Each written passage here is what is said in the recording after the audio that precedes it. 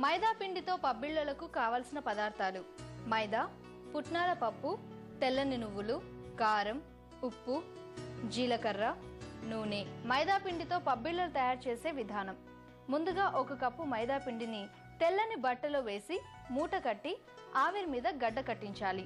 ఇలా గడ్డ కట్టిన దాన్ని రాయితో కొడుతూ పొడి చేసి జల్లెడలో జల్లించి మెత్తని పిండిని తీసుకోవాలి. ఈ పిండిలో తగినంత ఉప్పు, 1 టీ స్పూన్ కారం, 1 టీ స్పూన్ జీలకర్ర, 1 టీ స్పూన్ తెల్లని నువ్వులు, 1 టీ స్పూన్ పుట్నాల పప్పు, తగినంత నీరు పోస్తూ చపాతీ పిండిలా గట్టిగా కలపాలి. ఇప్పుడు స్టవ్ మీద పాన్ పెట్టి డీప్ ఫ్రైకి సరిపడా నూనె పోసి కాగనివ్వాలి.